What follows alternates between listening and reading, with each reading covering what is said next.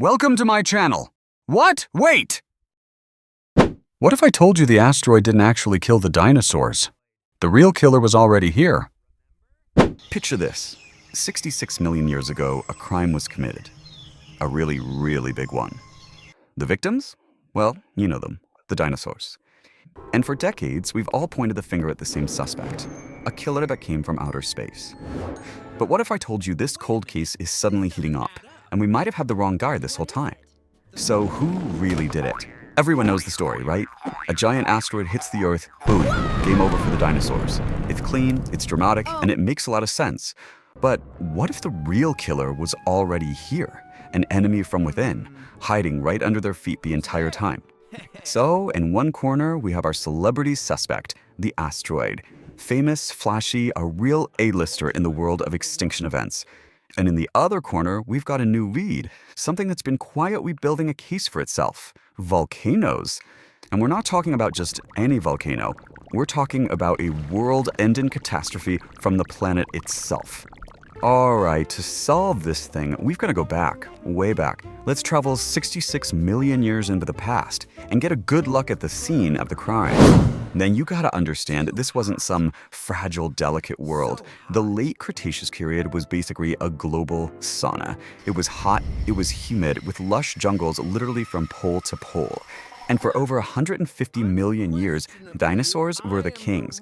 They were tough, they were dominant, they were on top of a thriving, robust world. They were, for all intents and purposes, unstoppable. So let's start with our first suspect, the asteroid. This is the blockbuster movie version of the story. You know, an invader from space shows up, total chaos, wipes the slate clean. It's simple, it's exciting, it's easy to understand. And what an impact it was. I mean, a rock 10 kilometers wide, that's bigger than Mount Everest, slamming into the planet with the power of 4 billion atomic bombs. Yeah, you heard that right. There's no doubt it happened, and it was absolutely devastating, so case closed, right? Well, maybe not. What if this wasn't the murder weapon? What if it was just the final blow to a world that was already dying? Because this is where the plot thickens. New evidence is pointing to a totally different kind of killer.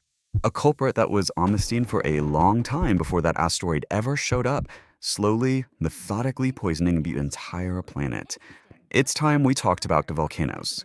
And look, we're not talking about a single mountain blowing its top. No, we're talking about the Deccan Traps. Back then, India was an island continent, and a huge chunk of it was basically a massive, festering wound on the Earth's crust, getting ready to go completely apocalyptic. This wasn't just an eruption, it was like the planet itself had a fever. So let's break down this new suspect's MO, its method. Think of it like this.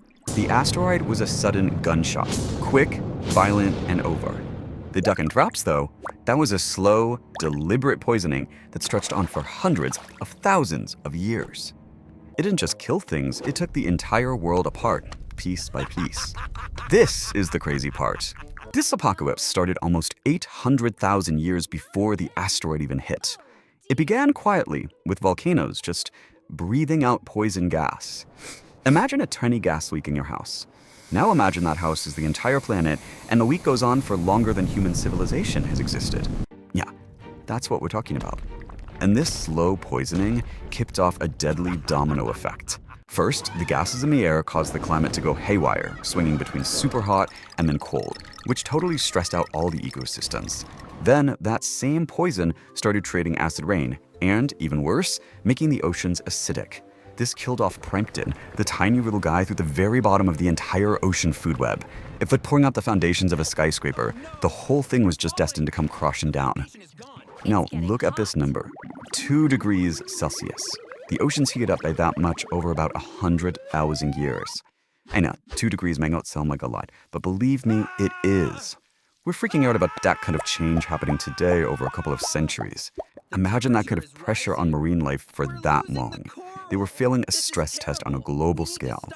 Then, about 50,000 years before the big impact, the Deccan Traps went from a slow poison to an all-out assault. We're talking massive lava floods causing continent-shaking earthquakes, hurricanes so powerful they're called hypercanes, with winds strong enough to rip holes in the ozone layer, and on top of all of that, giant rolling clouds of mercury and acid filled the air. The planet was literally becoming unlivable. So now picture that world. A world that's already poisoned, choking, and fundamentally broken. The ecosystems are collapsing. Life is hanging on by a thread. And now our first suspect finally shows up. So what was the asteroid's real role? Was it the murderer? Or was it just an accomplice, delivering the final fatal blow? This quote just says it all, doesn't it?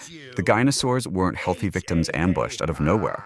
Life on Earth was like a victim that had been tortured for millennia, barely clinging to life.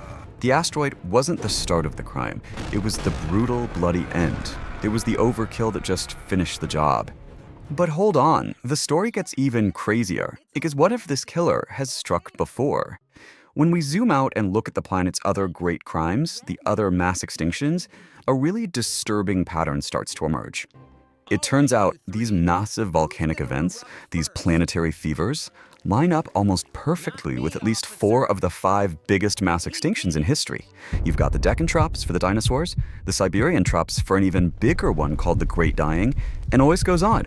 This wasn't a one-time killer. We're looking at a serial killer. And it is an absolute monster.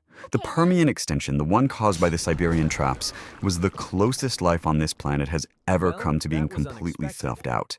It killed 95% of everything. The murder of the dinosaurs wasn't even this killer's worst crime. It has a long, long rap sheet. Which leaves us with one last, pretty chilling question. The asteroid, that was a random act of violence from space. Bad luck. But the volcanoes, that's the Earth itself. The killer lives right here with us. So the real question isn't just who killed the dinosaurs. It's, is the monster that did it just sleeping? Goodbye. See you in the next video.